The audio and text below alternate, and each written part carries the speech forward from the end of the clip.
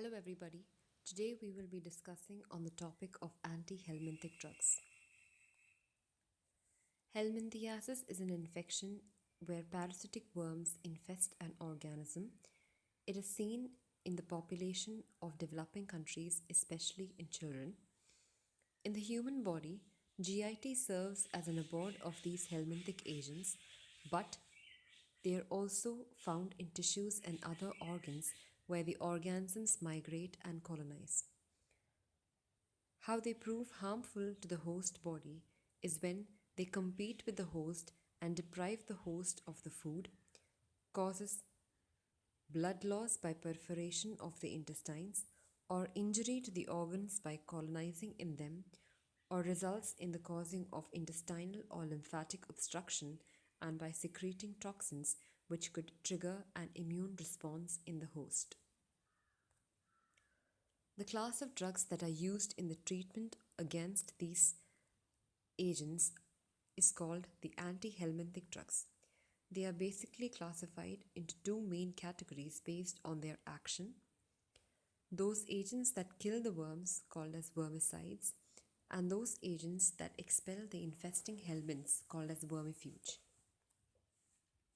Moving on to the classification of the drugs, they are classified based on their chemical structure as well as on their therapeutic action. Classification based on their chemical structure divides them into 8 categories, namely piperazines, which include diethyl carbamazine citrate and piperazine citrate, benzimidazole, which includes albendazole, mebendazole, and thiobendazole, heterocyclides, which consist of oxamniquin and praziquantel, natural products consisting of ivermectin, avermectin, vinyl pyrimidids, which includes pyrantel, oxantel, amide derivatives, niclosamide, nitroso derivative, nitidazole, and imidazothiazole derivative, which is levamisole. Based on their therapeutic action, it is classified on their effective treatment against roundworm, hookworm, and pinworm as albendazole, mebendazole, pyrantel pamoate, piperazine, and levamisole. For the treatment of threadworm, ivermectin and albendazole. For whipworm, Trichinella spiralis, albendazole and mebendazole. For the treatment of filariasis, usually diethyl carbamazine citrate, ivermectin and albendazole. For treatment of tapeworms, praziquantel, niclosamide and albendazole. For hydatid disease, albendazole and mebendazole. Here we have a table that suggests us with the normal, commonly infecting organisms and their first choice of drugs and their alternative choices of drugs. For example, Ascaris lumbricoides infection can be treated by a first choice of drugs that could include mebendazole, albendazole, and pyrantel, or an alternative choice of drug which can include piperazine, levamisole, and ivermectin.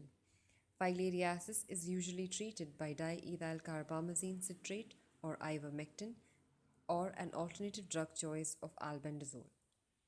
Hydatid disease is treated by albendazole or an alternative mebendazole. Moving on to the individual drugs, we have the first drug in the line, which is mebendazole. It is a benzimidazole having a broad spectrum of antihelminthic activity. Its mechanism of action includes it degrades the parasitic cytoplasmic microtubules by interfering with the beta tubulin polymerizations and also irreversibly blocks the glucose uptake in the helminth by inhibiting some of the mitochondrial enzymes and depleting the glycogen stores. It prevents the hatching of the nematode eggs, and Ascaris ova are also killed by this drug. Talking about the pharmacokinetics, it is poorly absorbed from the GIT and therefore has less systemic effects, metabolized in the liver and eliminated in the fecus, having a half-life of 2.5 hours. Adverse effects includes diarrhea, nausea, vomiting, transient abdominal pain. High dosage of mebendazole can cause granulocytopenia and allergic reactions.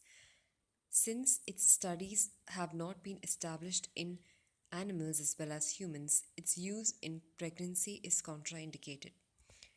Its uses it is a vermicide and is usually used in the treatment of pinworms, trichinosis, hydatid disease, and often is the preferred drug for multiple infestations.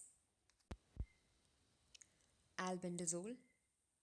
It is a congener of the previously discussed drug mebendazole and has a similar mechanism of action. Its pharmacokinetics, it is better absorbed systemically than mebendazole and its absorption is enhanced when taken along with fatty meal. It is metabolized by the liver into an active sulfoxide metabolite which causes its systemic effectiveness and antihelminthic effectiveness in the tissues.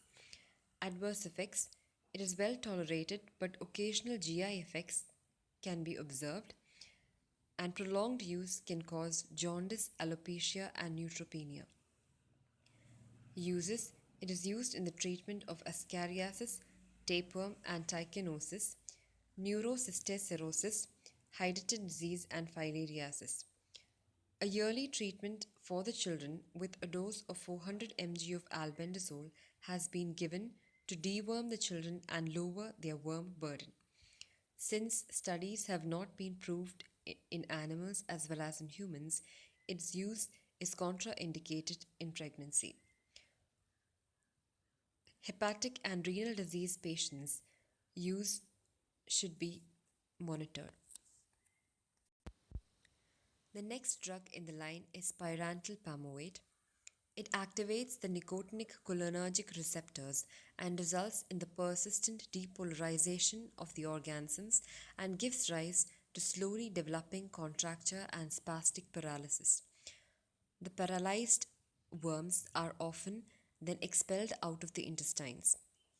Pharmacokinetics, it is 10 to 15% absorbed, partially metabolized, and excreted in the urine. Its metabolite is inactive. Adverse effects, it is almost free of side effects, but occasional GI symptoms have been found, and its safety in pregnancy is not established. It is used mainly for the treatment of ascariasis, ankylostoma, and enterobius. Talking about piperazine, it is a highly active drug against ascarias. Its mechanism of action includes it causes the hyperpolarization of ascarias muscles by a GABA agonistic action, opens the chloride channels and causes relaxation and reduces the responsiveness to contractile action of acetylcholine, thereby resulting in flaccid paralysis. This treatment is often followed by a purgative such as senna, which is given in order to expel the paralyzed worms from the intestines. Pharmacokinetics, it is considerably absorbed from the intestine, metabolized in the liver, and excreted in the urine. Adverse effects can include dizziness, urticaria. It is contraindicated in renal insufficiency patients and epileptics, but is found safe in pregnancy. Is usually used in the treatment of roundworms and pinworms. The next drug in the line is levamisole. This drug stimulates the ganglia, causing tonic paralysis and expulsion of the live worm. It also interferes with the carbohydrate metabolism by inhibition of the fumarate reductase enzyme. Adverse effects include nausea, abdominal pain, fatigue, and drowsiness. It is usually used in the treatment of ascariasis and ankylostomiasis. Levamisole is also an immunomodulator and restores the depressed T cell function, and therefore it is used as a disease-modifying drug in rheumatoid arthritis and as an adjuvant in malignancies.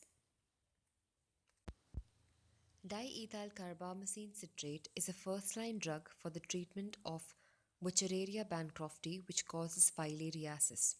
Its mechanism of action includes it causes an alteration in the surface membranes of the microfilaria and renders them susceptible to the host defense mechanisms and decreases the muscle activity and immobilizes the parasite.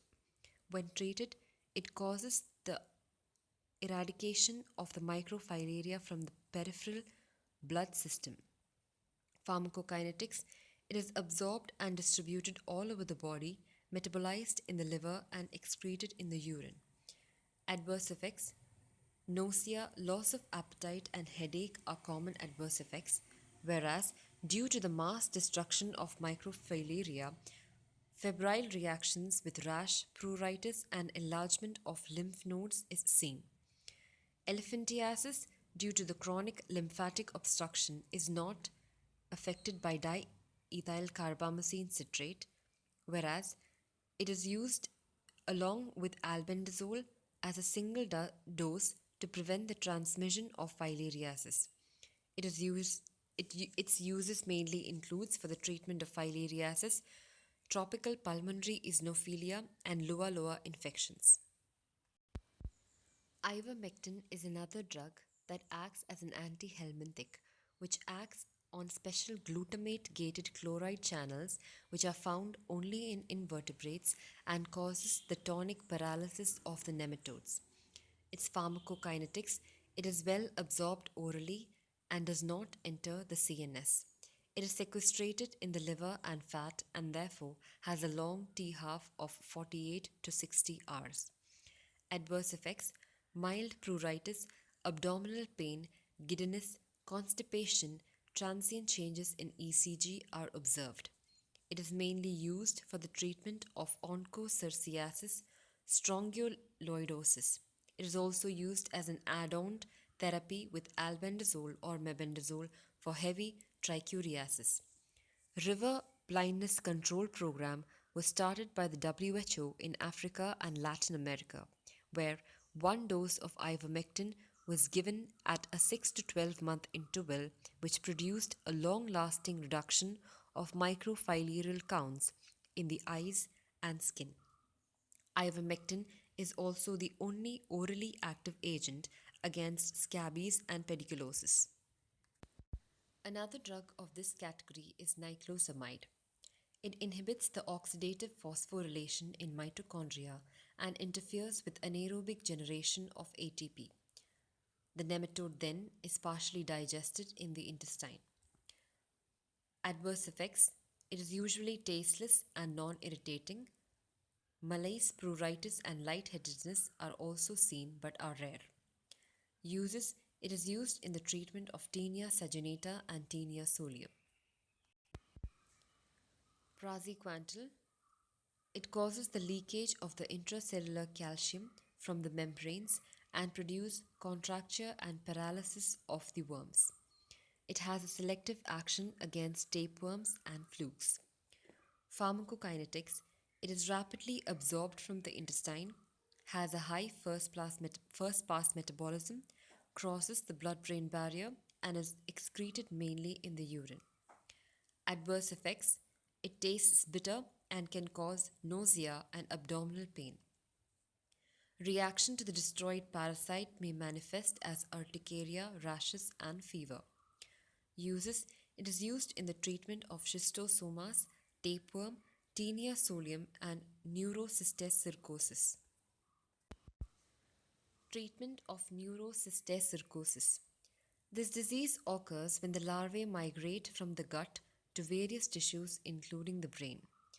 The cysts do not cause any problem until the larva dies and its products induce an intense inflammatory reaction. Antihelminthics kill larvae and precipitate the reaction that results in meningeal irritation, seizures, and rise in intracranial pressure.